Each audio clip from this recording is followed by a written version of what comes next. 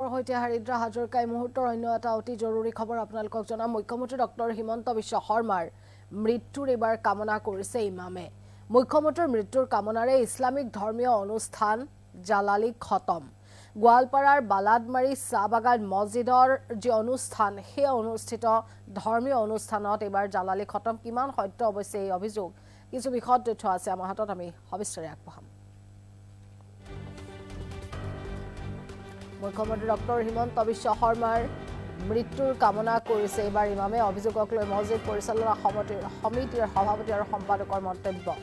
মুখ্যমন্ত্ৰীৰ মৃত্যুৰ কামনাৰে যি আচলতে ধৰ্মীয় অনুষ্ঠান, সেই ধৰ্মীয় অনুষ্ঠানত তেওঁ ভাগ লৈ গোৱালপাৰাৰ বালাদমাৰী চাহ বাগান মছজিদৰ অনুষ্ঠানত ধৰ্মীয় অনুষ্ঠান জালালী খতম। কিমান সত্য এই অভিযোগ, সেই অভিযোগক লৈ একাংশ এতিয়া প্ৰশ্ন উত্থাপন কৰিছে। এই অভিযোগক লৈ মছজিদ পৰিচালনা সমিতি সভাপতি আৰু সম্পাদকে ইতিমধ্যে মন্তব্য প্ৰকাশ কৰিছে। এই অভিযোগক অৱশ্যে স্থানীয় লোকসকলে নাকচ কৰে।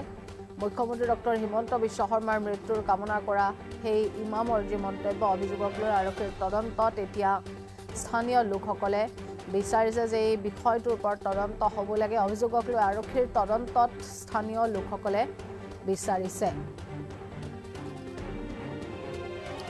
প্ৰয়োজনত প্ৰশাসনৰ তদন্তত সহায় কৰিম বুলিও মন্তব্য আগবঢ়াইছে স্থানীয় লোকসকলে।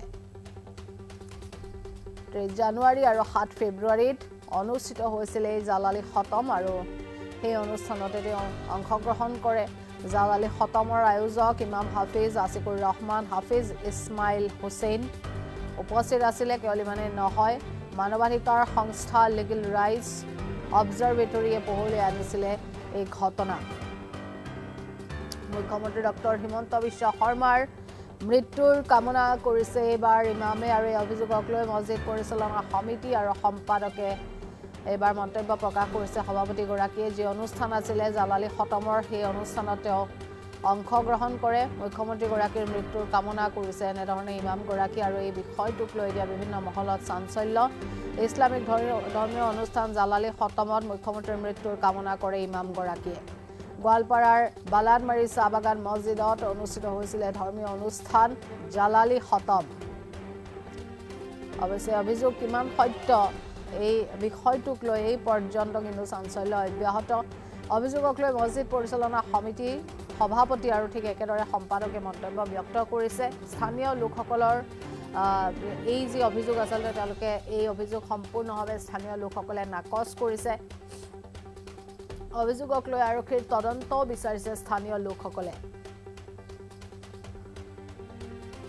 প্ৰয়োজনত প্ৰশাসনৰ তদন্তত সহায় কৰিম বুলিও স্থানীয় লোকসকলে মন্তব্য কৰে। আমাৰ হাতত কিছু প্ৰতিক্ৰিয়া আছে, আগবঢ়াইছো। এইটো কোৱা নাই যে আমাক খালি মুছলমানখিনিক বচাই দিয়ক আল্লাহ, এই বুলি কোৱা নাইতো। আমি গোটেই মানৱ সমাজত কৰোণাৰ সময়ত বানপানী হ'লে কিবা দেশৰ যিকোনো দুৰ্যোগত আমি সকলোৱে দোৱা কৰোঁ। সেইদিনা যে দোৱা হৈছে খালি সেইটো কথা নহয়, দোৱা হৈয়ে থাকে। যেনেকৈ নামাজৰ পিছতো দোৱা হয়, কিন্তু ইছলামত কোৱা নাই যে অন্য ধৰ্মক লৈ আমি দোৱা কৰিম, সেইটো কোৱা নাই। সেইটো মিছা কথা, ভুল কথা। যোনে অভিযোগ কৰিছে, যদি সি কিবা মনত কিবা বেয়া ভাৱ লৈ কৰিছে, আল্লাহ তাক মাফ কৰিব। বাকী আপোনালোকে লাগিলে আৰু কি কৰি চাওক, যদি সেনেকা কিবা পায় আমি সহযোগ কৰাৰ কাৰণে ৰেডি আছোঁ। কোনো কারো মৃত্যু বিচারে কোনোদিন কোনো মসজিদত কোনো দোয়া করানো হয়, কোনো খতম করানো হয়। খতম কেতিয়াবা মানুহৰ কিবা বিপদ আপদ হ'লে, কাৰোবাৰ হয়তো বেমাৰ আজাৰ হ'লে তেতিয়াই খতমবিলাক দিয়া হয়। জালালী খতম বিভিন্ন খতম দিয়ে। জালালী খতমৰ অৰ্থটো মই নিজে ভালকৈ নাজানো, কিন্তু সেইদিনা দোৱা বুলি কৈছিল, আমাৰ দোৱা এটা হ'ব। জালালী খতম বুলি কোৱা নাছিলোঁ। জালালী খতম পাছত জালালী খতম। জালালী খতম মানে সৰু সৰু দোৱা কৈ সেইবিলাক খতম কৰা হয়। ৰাতিপুৱা আধা ঘণ্টামান 1 ঘণ্টামান হৈ মানে এই কিছুমান দোৱা কৰে, তাৰপিছত খতম দিয়া হয়। কাৰণ মুক্তি বিচাৰটো কোনোদিন শুনা নাই মই। দুজন ইমাম আছিলে না, ইমাম বহুত কেইজন আছে, 15-20 মান ইমাম আছে। দোৱাটো কিমান টাইম কৰা হয়? নহয়, দোৱা মানে প্ৰথমতে ৰাতিপুৱা অলপ সময় কোৰাণৰ কিবা কিবি দোৱা পঢ়ে, পঢ়াৰ পাছত তাৰপিছত মোনাজাত, লাষ্টত মোনাজাত কৰা হয়। মোনাজাতো মই চামিল হৈছোঁ। আপুনি দোৱাত আছিল? দোৱাত আছে। যিটো অভিযোগ দোৱা মানে যেতিয়া মোনাজাত কৰা হয়, দোৱা সেইটো দোৱা। পঢ়া শুনাৰ সময়ত মই নাছিলোঁ। আপোনাৰ যিটো অভিযোগ উঠিছে বোলে মুখ্যমন্ত্ৰীৰ মৃত্যু বিচাৰি পেলাই এই দোৱাটো কৰা হৈছিলে, এইটো একেবাৰে অবাস্তৱ কথা। কাৰো মৃত্যু বিচাৰি মছজিদত কোনোদিন কাৰো এগেইনষ্টত কোনোদিন কোনো দোৱা নহয়, কোনোদিন নহয়, মই শুনাই নাই আজিলৈ। এই যিটো খবৰ ওলাইছে আপোনালোকে নিশ্চয় অৱগত হৈছে। শুনিছোঁ। কি ক'ব এই সন্দৰ্ভত? এইবিলাক দেখছে, এইবিলাক কিছুমান বস্তু বনাই কোৱা বস্তু। এইটো কাৰো মৃত্যু কাৰো কি সেইবিলাকৰ কোনো দোৱা হয়, সবেই মানুহৰ মানে সম্প্ৰীতি বজাই ৰখাৰ কাৰণে সবৰ যাতে ভাল হয়, ভালৰ দোৱাই কৰা হয়। কোনো বেয়া কোনো দিন দোৱা মছজিদত কোনোদিন কৰা নহয়। কিমানজন মানুহ আছিল দোৱা কৰাটো? 30-40জন হ'ব মানুহ, 30-40-40 মানুহ। আপুনিও আছিল? মই আছিলোঁ। কাৰণ মই যিটো নিউজ পাইছোঁ সেইটো চাই মই মৰ্মান্তিক আঘাত পাইছোঁ। কাৰণ আমাৰ এটা এনেকুৱা সমাজ, যি সমাজত এনেকুৱা এটা মানে কি শুনা পাই এটা কমপ্লিট মিছা কথা, মিছা বাতৰি এটা প্ৰকাশ পোৱাত আমি সঁচাকৈ দুখিত। কাৰণ এনেকুৱা বাতৰি বিশেষকৈ প্ৰকাশ হ'ব নালাগে, কাৰণ এইবিলাক বাতৰিয়ে মানুহক বিভ্ৰান্ত সৃষ্টি কৰে। কাৰণ যিটো কৰিছে জোনাব, মই গম পালোঁ যে জোনাব সেইদিনা মই নাছিলোঁ, কাৰণ জোনাবে দোৱা কৰিছে, দোৱা সকলোৰ মংগলৰ কাৰণে কৰা হয়, কাৰণ অন্যায়ৰ কাৰণে দোৱা কৰা নহয়। কাৰণ যি দোৱা কৰা হয় মংগলৰ কাৰণে কৰা হয়, কাৰণ আমাৰ সমাজৰ মংগলৰ কাৰণে, দেশৰ মংগলৰ কাৰণে, সকলো মংগলৰ কাৰণে দোৱা কৰিছে। মই যিখিনি জানো সেইখিনি মই জ্ঞাত যে মংগলৰ কাৰণে দোৱা কৰিছে। আৰু সেইটোকে লৈ বিভিন্ন মানে মই যিটো নিউজত পালোঁ সেইটো কমপ্লিট মানে বিপৰীত। গতিকে তাৰ কাৰণে আমাৰ জনাব আহক, মই জনাবৰ লগত আলোচনা কৰি এই আমাৰ এইটোৰ আমাৰ বিৰুদ্ধে কিবা বিহিত ব্যৱস্থা ল'ম বুলি মই ভাবিছোঁ। নিশ্চয় আমি সহায় কৰিম, কাৰণ প্ৰশাসনৰ লগত সদায় আছোঁ, সদায় থাকিম আৰু সহায় কৰি যাম। মোৰ এইখিনি ক'ব। নাই, এইটো একদম গোকাত মিছা কথা। কাৰণ মই যদিও নাছিলোঁ, কাৰণ এনেধৰণৰ দোৱা আমি সদায় প্ৰতিবাদ কৰিম। এনেধৰণৰ দোৱা কেতিয়াও কৰিব নোৱাৰে। আল্লাহ, মই যিখিনি মোৰ নলেজৰ ইছলামিক নলেজৰ পৰা সেনেকুৱা ধৰণৰ দোৱা আল্লাহৰ ওচৰত কৰিলে তাৰ প্ৰতি তাৰমানে যিয়ে দোৱা কৰিব, যিয়ে মানুহৰ অমংগল কামনা কৰিব, তাৰ প্ৰতিহে তাৰে অমংগল হ'ব। কাৰণ কেতিয়াও আমাৰ আল্লাই কোৱা নাই কাৰো অমংগল চিন্তা কৰা। আল্লাই কৈছে সকলোৰে মংগল চিন্তা কৰিব লাগে, সদায় ভাল চিন্তা কৰিব লাগে, বেয়া কেতিয়াও চিন্তা কৰিব নালাগে। যি কৰিব লাগে ভাল চিন্তা কৰিব লাগে। আল্লাহ সদায় সেইটোহে আমাক নিৰ্দেশ কৰিছে। কিন্তু কাৰো অমংগল চিন্তা কৰি কোনো অমংগল চিন্তা যেতিয়া কৰিব তাৰ নিজৰে অমংগল হ'ব। গতিকে সেইটো কৰিব নালাগে। মই তাৰমানে আমাৰ যিজন ইমাম, তেওঁ মোক ফোন কৰিছিল, কালি ফোন কৰিছিলে তেনে কথা। মই কৈছিলোঁ নহয় এইটো কি কৰিছে যদি মানে কি কৰি আপুনি যদি কি কৰি এইটো স্পষ্টীকৰণ দিব লাগে, কাৰণ আপোনাৰ বিৰুদ্ধে এনেকুৱা মানে কোনোবা নিউজে এইটো কৰিব, সেইটো কিন্তু আমি আৰু সহ্য কৰিব নোৱাৰোঁ। কাৰণ যিহেতু আমি সম্পৰ্ক আমাৰ যিহেতু সমাজখন, সমাজৰ ইমামৰ বিৰুদ্ধে কোনোবা কনস্পিৰেচি কৰিব, সেইটো সময়ত এইটো কোৱা নাই যে আমাক খালি মুছলমানখিনিক বচাই দিয়ক আল্লাহ, এইবুলি কোৱা নাইতো। আমি গোটেই মানৱ সমাজত কৰোণাৰ সময়ত বানপানী হ'লে কিবা দেশৰ যিকোনো দুৰ্যোগত আমি সকলোৱে দোৱা কৰোঁ। সেইদিনা যে দোৱা হৈছে খালি সেইটো কথা নহয়, দোৱা হৈয়ে থাকে। যেনেকৈ নামাজৰ পিছতো দোৱা হয়, কিন্তু ইছলামত কোৱা নাই যে অন্য ধৰ্মক লৈ আমি দোৱা কৰিম, সেইটো কোৱা নাই। সেইটো মিছা কথা, ভুল কথা। যোনে অভিযোগ কৰিছে, যদি সি কিবা মনত কিবা বেয়া ভাৱ লৈ কৰিছে, আল্লাহ তাক মাফ কৰিব।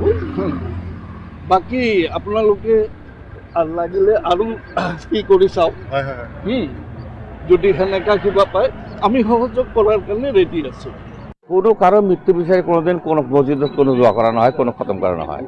খতম কেতিয়াবা মানুহৰ কিবা বিপদ আপদ হ'লে, কাৰোবাৰ হয়তো বেমাৰ আজাৰ হ'লে তেতিয়াই খতমবিলাক দিয়া হয়। জালে খতম বিভিন্ন খতম দিয়ে।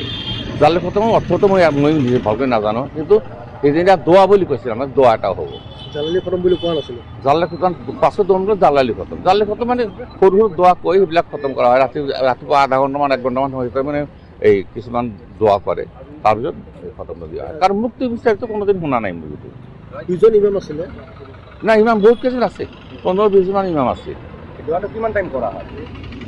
নহয়, দোৱা মানে প্ৰথমতে ৰাতিপুৱা অলপ সময় কোৰাণৰ কিবা কিবি দোৱা পঢ়ে, পঢ়াৰ পাছত তাৰপিছত মোনাজাত, লাষ্টত মোনাজাত কৰা হয়। মোনাজাতো মই চামিল হৈছোঁ।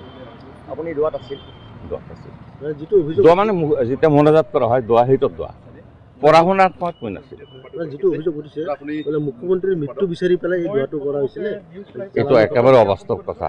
কাৰো মৃত্যু বিচাৰি মছজিদত কোনোদিন কাৰো এগেইনষ্টত কোনোদিন কোনো দোৱা নহয়, কোনোদিন নহয়, মই শুনাই নাই আজিলৈ। যিটো খবৰ ওলাইছে আপোনালোকে নিশ্চয় অৱগত হৈছে। শুনিছোঁ। কি ক'ব এই সন্দৰ্ভত? এইবিলাক দেখছে, এইবিলাক কিছুমান বস্তু বনাই কোৱা বস্তু। এইটো কাৰো মৃত্যু কাৰো কি সেইবিলাকৰ কোনো দোৱা হয়, সবেই মানুহৰ মানে সম্প্ৰীতি বজাই ৰখাৰ কাৰণে সবৰ যাতে ভাল হয়, ভালৰ দোৱাহে কৰা হয়। কোনো বেয়া কোনোদিন দোৱা মছজিদত কোনোদিন কৰা নহয়। 30-40জন হ'ব মানুহ, 30-40-40 মানুহ। মই আছিলোঁ। কাৰণ মই যিটো নিউজ পাইছোঁ সেইটো চাই মই মৰ্মান্তিক আঘাত পাইছোঁ। কাৰণ আমাৰ এটা এনেকুৱা সমাজ, যি সমাজত এনেকুৱা এটা মানে কি শুনা পাই এটা কমপ্লিট মিছা কথা, মিছা বাতৰি এটা প্ৰকাশ পোৱাত আমি সঁচাকৈ দুখিত। কাৰণ এনেকুৱা বাতৰি বিশেষকৈ প্ৰকাশ হ'ব নালাগে। কাৰণ এইবিলাক বাতৰিয়ে মানুহক বিভ্ৰান্ত সৃষ্টি কৰে। কাৰণ যিটো কৰিছে জোনাব, মই গম পালোঁ যে জোনাব সেইদিনা মই নাছিলোঁ। কাৰণ জোনাবে দোৱা কৰিছে, দোৱা সকলোৰ মংগলৰ কাৰণে কৰা হয়, কাৰণ অন্যায়ৰ কাৰণে দোৱা কৰা নহয়। কাৰণ যি দোৱা কৰা হয় মংগলৰ কাৰণে কৰা হয়।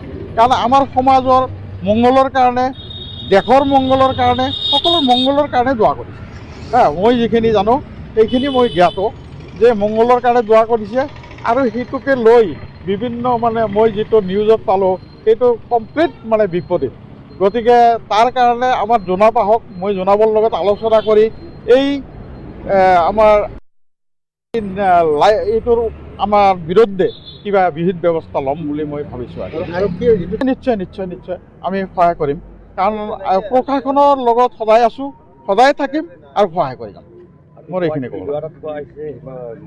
নাই, এইটো একদম গোকাত মিছা কথা। কাৰণ মই যদিও নাছিলোঁ, কাৰণ এনেধৰণৰ দোৱা আমি সদায় প্ৰতিবাদ কৰিম। এনেধৰণৰ দোৱা কেতিয়াও কৰিব নোৱাৰে। আল্লাহ, মই যিখিনি মোৰ নলেজৰ ইছলামিক নলেজৰ পৰা সেনেকুৱা ধৰণৰ দোৱা আল্লাহৰ ওচৰত কৰিলে তাৰ প্ৰতি তাৰমানে যিয়ে দোৱা কৰিব, যিয়ে মানুহৰ অমংগল কামনা কৰিব তাৰ প্ৰতিহে তাৰে অমংগল হ'ব। কাৰণ কেতিয়াও আমাৰ আল্লাই কোৱা নাই কাৰো অমংগল চিন্তা কৰা।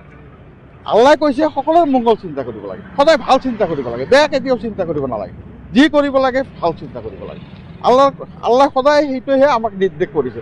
কিন্তু কাৰো অমংগল চিন্তা কৰি কোনো অমংগল চিন্তা যেতিয়া কৰিব তাৰ নিজৰে অমংগল হ'ব। গতিকে সেইটো কৰিব নালাগে। মই তাৰমানে আমাৰ যিজন ইমাম তেওঁ মোক ফোন কৰিছিল, কালি ফোন কৰিছিলে কেনে কথা। মই কৈছিলোঁ নহয় এইটো কি কৰিছে যদি মানে কি কৰি আপুনি যদি কি কৰি এইটো স্পষ্টীকৰণ দিব লাগে। কাৰণ আপোনাৰ বিৰুদ্ধে এনেকুৱা মানে কোনোবা নিউজে এইটো কৰিব সেইটো কিন্তু আমি আৰু সহ্য কৰিব নোৱাৰোঁ। কাৰণ যিহেতু আমি সম্পৰ্ক আমাৰ যিহেতু সমাজখন, সমাজৰ ইমামৰ বিৰুদ্ধে কোনোবা কনস্পিৰেচি কৰিব সেইটো আমি সহ্য কৰিব নোৱাৰোঁ।